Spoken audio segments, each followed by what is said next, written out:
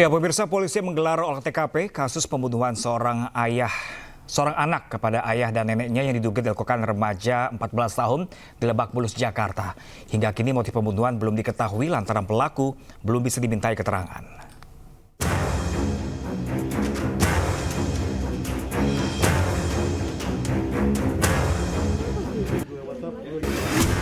Polisi menggelar olah tempat kejadian perkara kasus remaja berusia 14 tahun yang membunuh ayah dan neneknya di Lebak Bulus, Jakarta Selatan. Olah TKP digelar di kediaman mereka di perumahan Taman Bona Indah sekitar pukul 2 siang. Olah TKP digelar merupakan lanjutan dengan menurunkan tim Inafis. Polisi menyebut telah mengamankan sejumlah barang bukti dari lokasi. Sebanyak 5 saksi juga sudah diperiksa, termasuk petugas keamanan komplek perumahan. Kendati demikian, polisi belum dapat membeberkan motif pelaku membunuh ayah dan neneknya. Polisi pun saat ini tengah memeriksa urin pelaku. Sekarang ini sudah diamankan, jadi lagi digali dan minta keterangan mengapa kejadian terjadi. Ya, untuk motif sementara masih digali karena memang anaknya masih diam. Sebelumnya warga perumahan Taman Bona Indah Cilandak, Jakarta Selatan dihebohkan dengan peristiwa pembunuhan yang diduga dilakukan oleh remaja di bawah umur. Dalam peristiwa ini 2 orang tewas di lokasi kejadian. 2 jenazah korban yaitu ayah dan nenek pelaku ditemukan dalam kondisi bersimbah darah di ruang tamu rumah. Sementara ibu pelaku mengalami luka senjata tajam dan saat ini masih kritis di Rumah Sakit Fatmawati, Jakarta Selatan. Usai menusuk anggota keluarganya, pelaku melarikan diri hingga akhirnya ditangkap oleh petugas keamanan perumahan. Dari Jakarta, tim liputan iNews melaporkan. Dua jenazah korban pembunuhan anak berusia 14 tahun yang merupakan ayah dan nenek pelaku selesai diotopsi di Rumah Sakit Polri, Jakarta Timur. Usai otopsi, kedua jenazah langsung dimakamkan. Proses otopsi kedua jenazah telah selesai dijalankan di RS Polri, Jakarta Timur pada Sabtu siang. Usai proses otopsi, kedua jenazah langsung dimakamkan oleh pihak keluarga. Jenazah APW, ayah pelaku, dimakamkan di pemakaman keluarga Bogor, sedangkan RM, nenek pelaku, dimakamkan di TPU Tanah Kusir. Sementara itu, ibu pelaku hingga kini masih dalam keadaan kritis dan dirawat intensif di Rumah Sakit Fatmawati, Jakarta Selatan.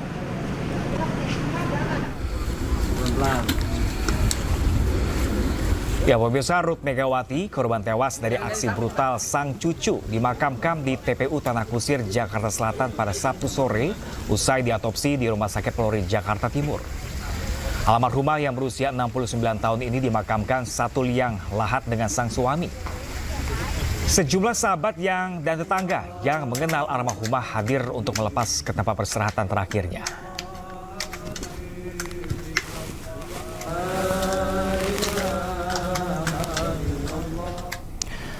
Dan pemirsa, untuk mengetahui lebih dalam terkait kasus anak bunuh ayah dan nenek di Jakarta, pemirsa, sudah rekan kami Jen Cahyani langsung dari lokasi TKP pembunuhan.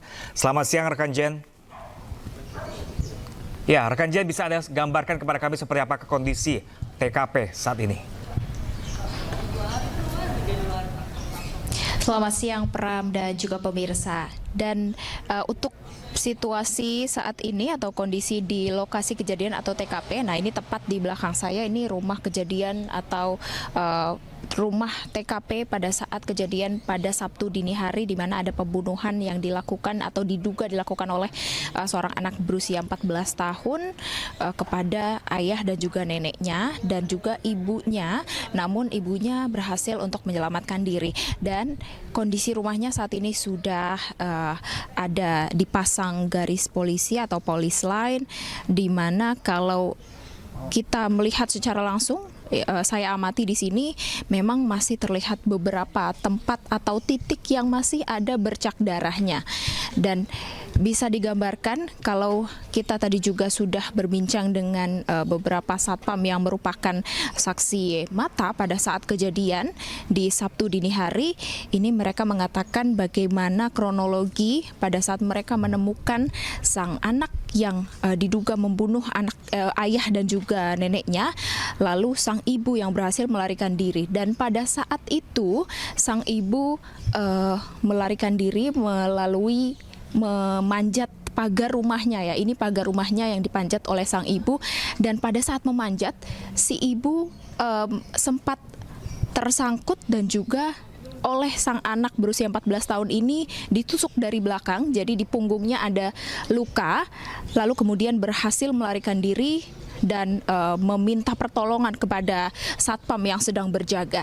Dan satpam yang sedang berjaga juga bercerita bagaimana sang anak ini melarikan diri bersimbah darah. Kemudian ini bagaimana ini sang anak melarikan diri dari rumah ketika ibunya sudah berhasil keluar. Sang anak lalu kabur ke arah sana dan kabur keluar komplek begitu. Jadi saat sang anak berusaha untuk kabur keluar komplek, disitulah satpam memberhentikan atau menangkap dirinya begitu. Dan kondisi di mana sang anak pada saat tertangkap oleh satpam ini, sang anak menutupi muka atau sebagian badannya menggunakan baju atau kain seperti itu dan bersimbah darah.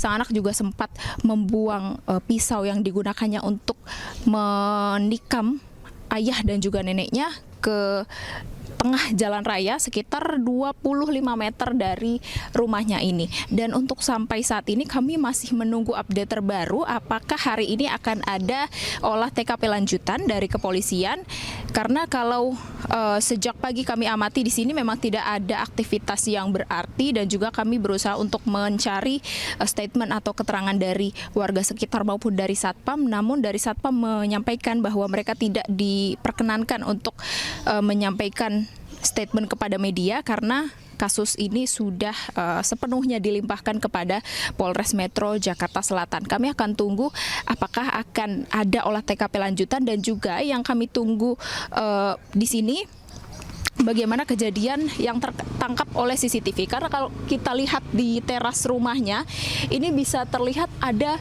CCTV yang terpasang di atas sana. Dan tentu saja kami menunggu apakah dari pihak kepolisian tersebut memulihkan data gambar yang terdapat di CCTV tersebut pada saat malam kejadian itu. Dan tadi kami juga mendengar kabar akan adanya pemantauan begitu ya dari pihak kepolisian, baik itu dari Polres Metro Jakarta Selatan atau dari Polda Metro Jaya. Sementara itu yang dapat kami laporkan, Pram. Ya, baik Jen Chayani, mungkin juga Anda bisa mendapatkan informasi terkait bagaimanakah kabar dari kondisi ibunya hingga saat ini. Ya, Pram.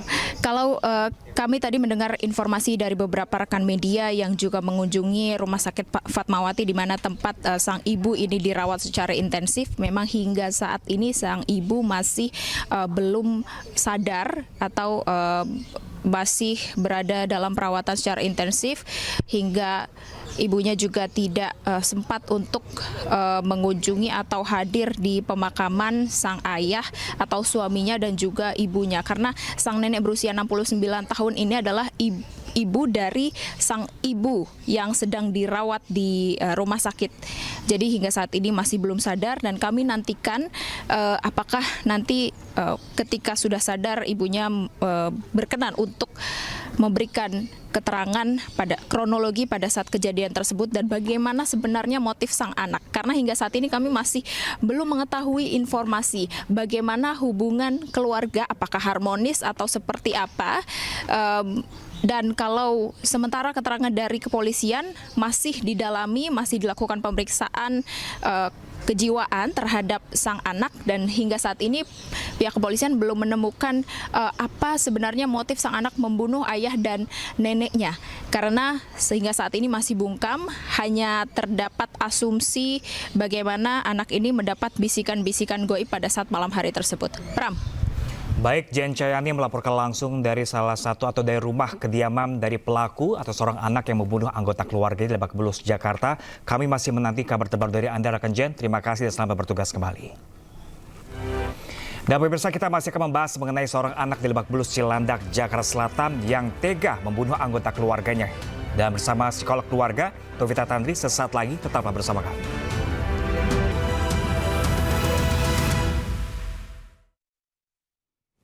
Pemirsa, seorang anak di Lebak Bulus, Cilandak, Jakarta Selatan tega menusuk ayah dan neneknya hingga tewas. Usai menusuk korban, pelaku yang masih berusia 14 tahun sempat melarikan diri sebelum akhirnya ditangkap oleh petugas keamanan perumahan.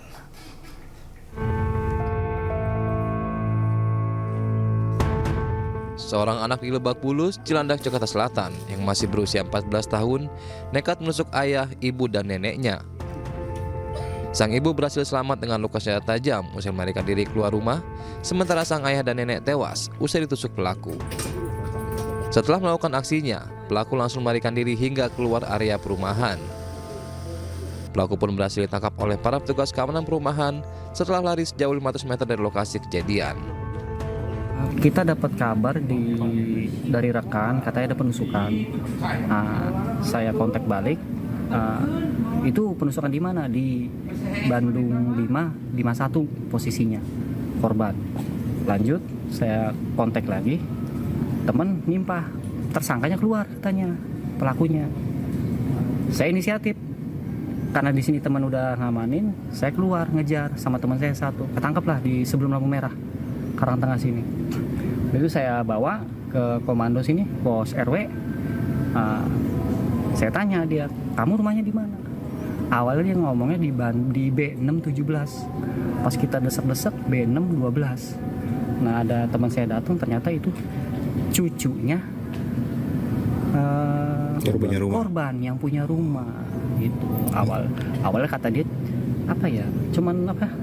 kamu yang nusuk? Iya, nusuk. Kita belum tahu kalau itu ada korban di dalam ya, ada yang meninggal. Nah, teman cek lagi, wah ternyata ada korban meninggal 2 di dalam. Kini pelaku sudah diserahkan ke pihak kepolisian Polsek Cilandak, Jakarta Selatan. Sementara ibu pelaku masih menjalani perawatan di rumah sakit akibat luka tusuk di bagian punggungnya, dan kedua jenazah dibawa ke rumah sakit Fatmawati untuk disemayamkan. Tim Liputan iNews melaporkan. Dan pemirsa, untuk membahas lebih dalam lagi pemirsa terkait seorang anak di Lebak Bulus, Cilandak, Jakarta Selatan yang tega melukai ayah, ibu, dan neneknya bahkan hingga tewas, pemirsa sudah bergabung bersama kami dengan psikolog anak dan keluarga, ada Ibu Novita Tandri. Halo, selamat siang Ibu Novita. Selamat siang, Mas Bram. Ya, Ibu Novita, di penghujung tahun ini kita dikejutkan dengan fenomena yang sangat mengejutkan, Ibu Novita. Ini ada seorang anak yang tega melukai bahkan membunuh orang tua dan juga anggota keluarga lainnya. Ini apa yang memungkinkan menjadi pemicu seorang anak 14 tahun ini tega melukai orang tua dan neneknya sendiri, bahkan hingga tewas? Ya, Mas Bram, ada istilah untuk pembunuhan seperti ini, anak kepada orang tua, yang disebut dengan parricide. Parricide itu datang dari 2 kata, bahasa Latin, peri adalah orang tua dan side-nya atau side itu bunuh. Jadi tindakan pembunuhan dari anak kepada salah satu orang tua atau kedua orang. Tanya, kira-kira faktor apa saja yang menyebabkan seorang anak bisa membunuh orang tuanya? Salah satu adalah ada beberapa faktor, Mas. Dan kalau menurut daripada DSM ke-5 atau Diagnostic Statistical of Mental Disorder yang ke-5, ini ada beberapa faktor yang memungkinkan seseorang untuk melakukan itu. Yang pertama adalah gangguan psikologis, Mas, atau gangguan mental. Jadi harus dilihat, kalau tadi saya mendengar dari iNews bahwa ada bisikan-bisikan yang kita sebut dengan psikosis, Mas, halusinasi dan delusi. Yang kedua ada yang disebut dengan neurosis. Jadi ada kecemasan di sana. Ada gangguan kecemasan, anxiety disorder, ada depresi di situ, ada bipolar di sana, atau gabungan daripada keduanya yang disebut dengan gangguan psikopatologis. Lalu yang ketiga yang harus kita tahu, apakah ada kecanduan, adiksi lainnya, misalnya judi online yang akhirnya membutuhkan uang yang banyak dan tidak dipenuhi, atau mungkin ada yang disebut dengan gangguan daripada narkoba, nafza, alkohol yang ada di sana. Lalu pengaruh lingkungan dan sosial, Mas. Kalau kita tahu paparan kekerasan ini sangat mempengaruhi seorang anak remaja yang berada di dalam tahapan bukan anak-anak lagi, tetapi juga bukan orang dewasa. Betul. Ada hormonal di sana yang berubah ya, Mas Pram, ya. Kita juga mungkin pernah mengalami itu pada saat masih remaja. Nah, paparan kekerasan, kalau Mas lihat, ini ada satu kisah nyata yang sekarang lagi viral di salah satu tontonan online gitu ya, yang disebut dengan Monsters, yang mungkin kita bisa lihat di sini sama kejadiannya Parasite, yang dua anak membunuh orang tuanya, dan kita lihat di situ ada sejarah kekerasan dan pelecehan di dalam keluarga. Oke, jadi maksudnya ada tontonan tersebut menginspirasi, bisa mungkin kan seperti itu? Betul, sangat bisa. Game juga bisa mempengaruhi seseorang untuk melakukan kekerasan. Dan peer pressure, Mas. Peer pressure di usia anak-anak remaja ini ada tekanan pertemanan. Tekanan pertemanan di mana anak-anak ini tidak bisa mengungkapkan. Jadi faktornya bukan tunggal, Mas Pram. Akumulasi. Banyak sekali ya, oke. Betul, faktor kombinasi ya. Kalau dari penyidikan kepolisian kita ketahui, Bu Novita, bahwa si anak negatif dalam pengaruh narkoba dan bahkan informasinya dapat mendengarkan bisikan-bisikan. Apakah bisa jadi aksi dipicu si pelaku ini adalah konflik dalam rumah tangga misalnya? Bisa jadi seperti itu? Sangat bisa sekali. Kekerasan atau ada konflik yang berkepanjangan, Mas. Jadi anak ini tidak mampu untuk bisa menceritakan, mungkin ada pengaruh dari budaya juga untuk menceritakan masalah di dalam keluarga kepada orang lain, dianggap seperti aib dan tabu, Mas. Tidak punya pertolongan, professional help seperti psikolog dan psikiater. Jadi semuanya dipendam, datang faktor-faktor yang lain, misalnya urusan sekolah gitu dengan tugas, misalnya banyak, tekanan pertemanan, lalu memang juga punya halusinasi, psikosis ini. Jadi gabungan daripada kombinasi ini membuat anak buntu dan tidak mampu untuk bisa menyelesaikan apa yang ada di kepala dan di hatinya, Mas. Oke, Bu Novita, ini saya yakin juga pelaku melakukan hal tersebut pastinya berangsur-angsur ada perubahan sikap sebelumnya. Apakah sebagai orang tua dapat mengenali atau mendeteksi sejak awal ada gangguan karakter atau perubahan karakter si anak? Betul, Mas. Nah, biasanya yang paling sering terjadi adalah anak-anak tidak dideteksi ada perubahan daripada perilaku ya. Jadi dengan ini juga kita jadi orang tua, jadi guru, jadi orang-orang yang berada dengan anak-anak ini supaya lebih sensitif, Mas, untuk bisa membaca perubahan daripada perilaku ini. Misalnya lebih diam, dia lebih banyak mengurung di kamar, dia jadi lebih banyak menarik diri, dia lebih ada misalnya gangguan makan, ada gangguan tidur, di situ perilakunya tidak normal lagi seperti biasanya. Nah, sensitivitas ini untuk bisa membaca perilaku ini harus dipunyai oleh orang-orang terdekat daripada si anak untuk bisa membantu supaya anak bisa mengutarakan apa yang dirasakan, apa yang dipikirkan. Kalau juga tidak mampu, jangan dibiarkan. Coba cari pertolongan, Mas. Pendekatannya seperti apa, Bu Novita, jika seorang orang tua menemukan tanda-tanda tersebut pada anaknya? Ajak bicara, Mas. Nomor 1, perbaiki relasi. Nah, biasanya relasi yang rusak membuat anak tidak mau berkomunikasi kepada orang tuanya. Karena relasinya rusak. Jadi kalau buat saya langkah awal adalah pada saat terjadi perubahan perilaku ini, anak harus diajak bicara. Oke, baik. Anak bukan dengan mengintimidasi, bukan dengan cara menghakimi, menjudge ya, Mas ya, bahwa ya misalnya tantangan memang nggak mudah. Kita harus mengenal anak-anak generasi alfa ini hidup dengan tantangan yang berbeda dengan zaman kita dulu. Oke, tidak dengan dijudge tapi dirangkul Ibu Novita ya. Betul sekali, Mas Baik. Pram. Ibu Novita, kami juga mendengar kabarnya Ibu Novita juga terlibat langsung besok dalam penyidikan kasus ini, Bu Novita ya. Kami akan menunggu seperti apa besok perkembangannya, Ibu Novita. Terima kasih banyak Ibu Novita atas informasinya terkait kasus ini. Terima kasih. Selamat akhir pekan.